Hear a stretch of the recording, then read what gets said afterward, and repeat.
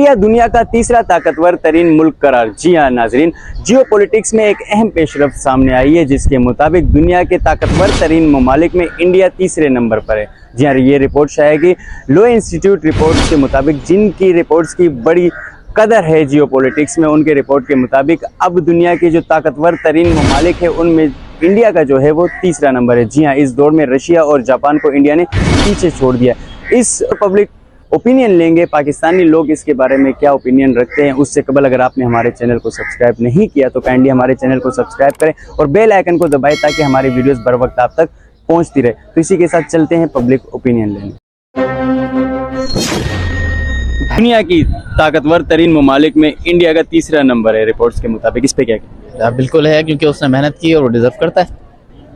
आप देखें world wide IT sector के अंदर इंडिया बहुत ऊपर जा रहा है और मोदी जो है वो बहुत बेहतरीन वहाँ का प्राइम मिनिस्टर साबित हो रहा है और वहाँ की आवाम जो है भरपूर उसके साथ खड़ी है शाना बशाना। तो इट्स अ गुड थिंग और उसको जाना चाहिए, मुझे डिजर्व।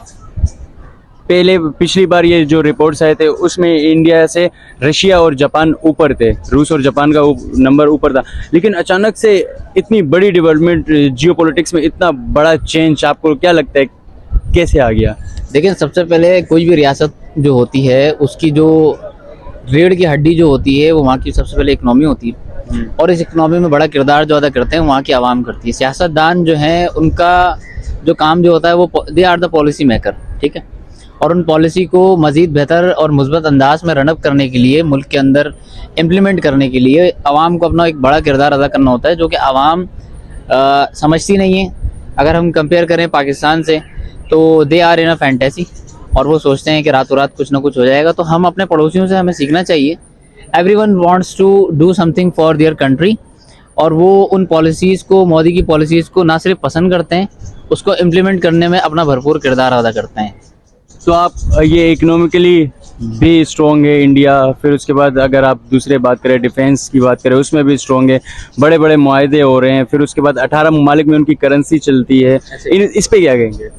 देखें, अभी मैंने ये कहा ना कि जब आप इकोनॉमिक तौर पर मजबूत होते हो तो आपके पड़ोसी, ना सिर्फ आपके पड़ोसी, डिफरेंट कॉन्टिनेंट में भी आपको सराहा जाता है और उनकी जो मोदी की जो प्रेजेंटेशन है आप उसको ज़रा गौर करें तो पूरी दुनिया के अंदर उसको लोग मज़ीद मौका दे रहे हैं कि आप वो अपने आप को मज़ीद मनवा सकें।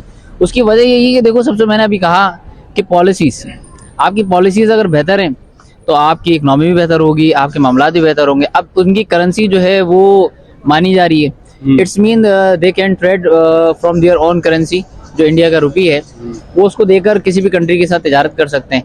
And afterward if they want, if the other countries want something from India so they will return it. तो इट्स अ गुड थिंग। और पाकिस्तान से अगर कंपैरिजन करें तो हमारी तो करेंसी किसी जगह नहीं मानी जा रही है।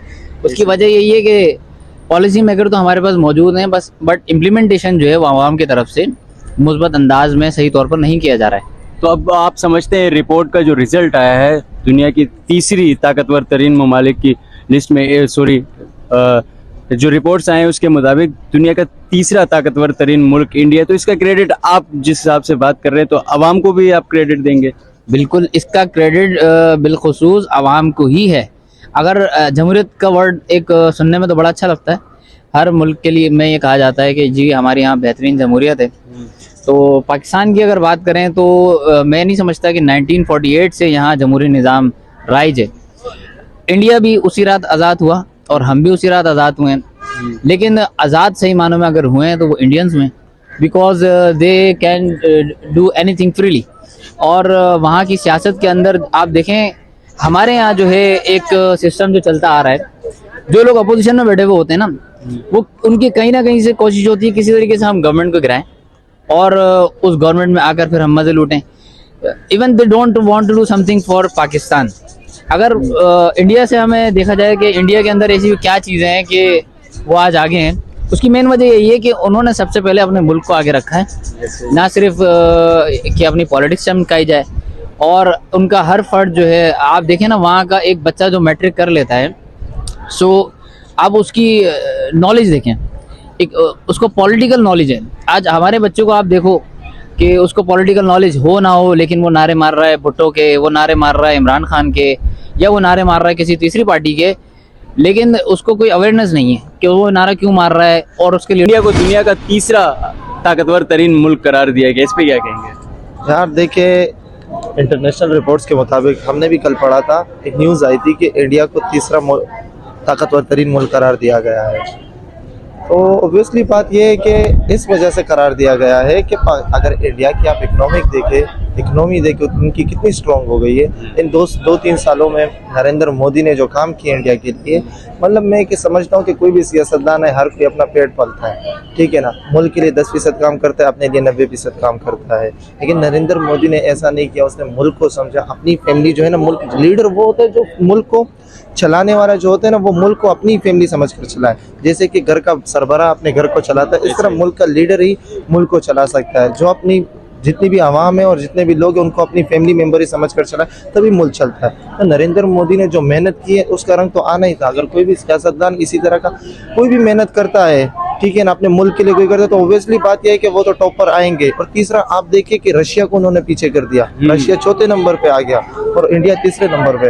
तो credit all goes to Narendra Modi. Russia, Japan वो पीछे आ गए और उसके बाद इंडिया जो है तीसरा मोस्ट पावरफुल कंट्रीज में तीसरे नंबर पर आ गया। तो क्रेडिट आप मोदी को दे रहे हैं, मोदी के साथ आवाम को कितना क्रेडिट देंगे आप? जितने मोदी का क्रेडिट है उतना ही आवाम का क्रेडिट। देखो, लीडर बनाता है कौम को, ठीक है ना, कौम बनी है तो लीडर बना है। देखिए, आप मैं और आप जो है ना एक कौम है, ठीक है ना, आम लोग है, सिविलियन से हम बनाते एक लीडर को चुनते हैं। वो लीडर जब आपके लिए काम करे तो कौम का सर भी फख्र से बुलंद होता है और लीडर का सर भी फख्र से बुलंद होता है। आप देखिए तकरीबन इन एक साल के अंदर, इस एक साल के अरसे में देखिए आप कि इंडिया का कितना नाम चल रहा है पूरे वर्ल्ड में। देखिए, जहाँ पहले उनको इतना कोई जानता भी नहीं था, जब से नरेंद्र मोदी आए तो उन्होंने अपने मुल्क को रोशन किया, दुनिया को दिखाया हर शोबे में, कुछ हर शोबे में, सारे तालीम के लिहाज से देखे, स्पोर्ट्स के लिहाज से देखे, उनकी कोई भी चीज़ आप उठा के देखे, हर चीज़ में वो तरक्की कर रहे हैं। IT सब कुछ, मतलब हर चीज़ में वो लोग तरक्की कर रहे हैं। और इस तरक्की का क्रेडिट आप नरेंद्र मोदी को देते हैं, हुए नजर आ रहे हैं, लेकिन अवाम भी उतने ही आपको लगता है क्रेडिट की हकदार है? तो अवाम साथ है तभी तो वो चल रहे ना। अवाम जब निकलेंगे, आप बांग्लादेश की मिसाल ले लें, जो बांग्लादेश की प्राइम मिनिस्टर थी, क्या नाम था उनका? मोहम्मद यूनुस जो गोरी हुकूमत के सरबराह। हाँ, गोरी हुकूमत के जो सरबराह थे। नहीं, मैं उनके वो प्राइम मिनिस्टर की शेख हसीना भी एक लीडर थी, ठीक है, नरेंद्र मोदी की तरह एक लीडर थी। जैसे हमारे पाकिस्तान की लीडर है, इस तरह नरेंद्र मोदी की तरह वो भी एक लीडर थी। लेकिन वो कौम को लेकर साथ नहीं चल रही थी, वो हर किसी के लिए अलग अलग पॉलिसीज बना रही थी कि ये बंदा यहाँ चलेगा, ये बंदा यहाँ चलेगा। अगर पॉलिसीज अलग होगी तो फिर आवाम में तो जोड़ तोड़ पैदा होगा। नरेंद्र मोदी ने क्या किया कि आवाम को मेंटेन करके चला है, एक जैसा बना के चला है। कोई किसी के लिए बड़ा नहीं है, कोई किसी के लिए छोटा नहीं, सब एक लेवल के। आप समझते हैं नरेंद्र मोदी ने सिविलियन सुप्रीमेसी को अहमियत दी? बिल्कुल यही है, सिविलियन सुप्रीमेसी को अहमियत दी है, इस वजह से वो भी चल रहे हैं और उनका मुल्क भी रोशन होता जा रहा है। तो दोस्तों, ये थे पब्लिक ओपिनियंस जो हमने आप तक पहुंचाए। उम्मीद है वीडियो आपको पसंद आएगी। मजीद ऐसी इंटरेस्टिंग वीडियोस देखने के लिए हमारे चैनल को लाजमी सब्सक्राइब करें और बेल आइकन को दबाना बिल्कुल भी नहीं भूलिएगा, ताकि हमारी वीडियोस बर वक्त आप तक पहुंचती रहे। तो इसी के साथ वीडियो का करते हैं इख्तिताम। अल्लाह हाफिज, अल्लाह निगहबान।